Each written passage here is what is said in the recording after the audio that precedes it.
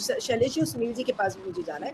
शैलेश जी, मुझे ये बताइए कि आखिर चौथी पास राजा की कहानी इस समय ट्रेंड कर रही है। बिना नरेंद्र मोदी जी का नाम लिए अरविंद केजरीवाल ने ये कहानी सुनाई है। अब ये मंशा क्या है? क्योंकि इस तरीके का पर्सनल अटैक प्रधानमंत्री नरेंद्र मोदी पर इतने सालों में केजरीवाल जी ने नहीं किया।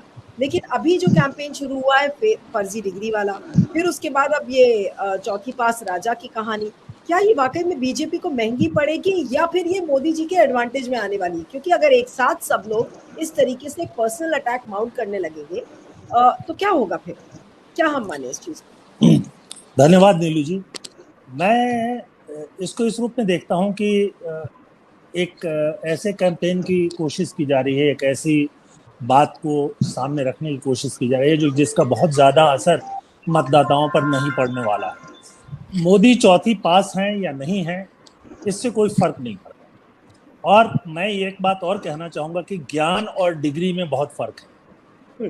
हो सकता है कि मोदी के पास कोई डिग्री नहीं, मैं अलग बात कर रहा हूँ। अशोक के पास पता नहीं कौन सी डिग्री थी, हथियार चलाना उन्होंने सीखा था। अशोक के बाद एक बड़ा राजा और आता है अकबर, कौन सी डिग्री थी उनके पास, लेकिन बहुत अच्छा शासन चलाया। अकबर को मुस्लिम शासक के रूप में आज भी कहा जाता है, बीजेपी के लोग उसकी आलोचना भी करते हैं, लेकिन उसने इस्लाम को छोड़ दिया था और अपना एक धर्म चलाया था जिसका नाम था दीन इलाही।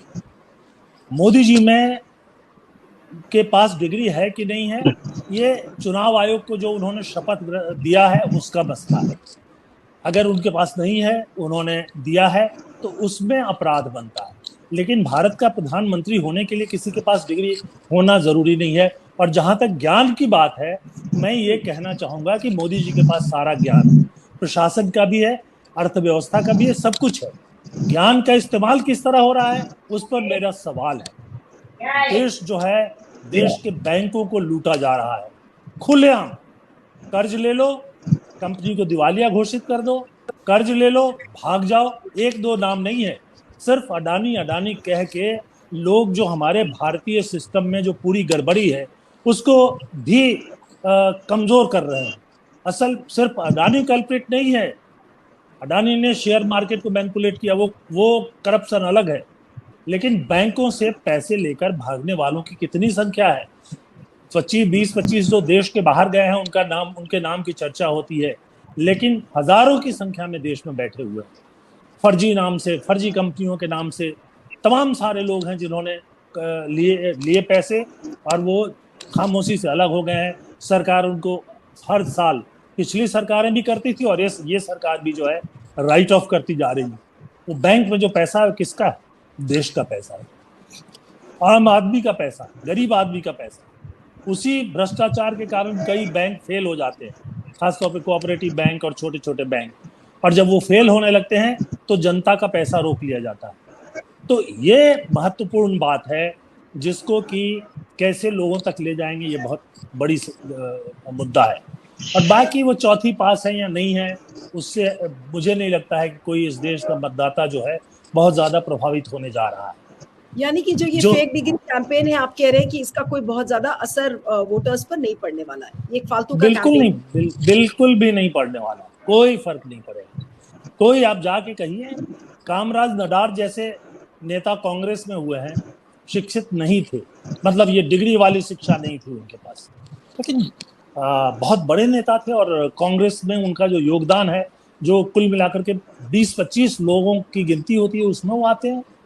ऐसे बहुत सारे लोग हुए हैं। मैं एक नेता हैं, बिहार के मुख्यमंत्री थोड़े दिनों तक थे, कर्पूरी ठाकुर, कोई डिग्री नहीं थी, लेकिन अंग्रेजी और हिंदी दोनों पे जो उनकी मास्टरी थी और जिस तरह से वो पढ़ते थे और जिस तरह से वो बात करते थे, आश्चर्य होता था। इसलिए ये सब जो मामले हैं ना, ये जो पढ़ा लिखा वर्ग है उसके उसके लिए, व्हाट्सएप के लिए और थोड़ा ये उसके लिए बड़ा मुद्दा हो सकता है। मेरे हिसाब से ये मोदी के वोट बैंक पर कोई असर नहीं डालने वाला है। और जब तक बुनियादी चीजों पे उंगली नहीं रखने की कोशिश करेगा विपक्ष, जब तक ये सवाल नहीं पूछेगा कि ये हजारों करोड़ रुपए जो आप छोड़ो जो कांग्रेस के समय में हुए थे, जो मोदी के समय में दिए गए हैं, वो भी भाग रहे हैं, गायब हो रहे हैं, वो भी जो हैं वो ये हो रहे हैं। जो सरकारी कंपनियां बेची जा रही हैं उनका कुछ समझ में नहीं आ रहा है। बैंक से उन्होंने 20,000 करोड़ कर्ज लिए हैं, मूल्यांकन किया जाता है तो ये होता है कि इसका 12,000 करोड़ होना चाहिए, और अंत में 400 करोड़ रुपए में कंपनी एक और दूसरी कंपनी को दे दी जाती है। ये बड़ा भ्रष्टाचार है। इससे आम आदमी की जेब से पैसा निकल करके एक एक तो वो जो 20,000 करोड़ लेके भागा वो बच जाता है, और दूसरा जो 20,000 की कंपनी को 400 करोड़ में ले लेता है वो जो है फायदे में रहता है।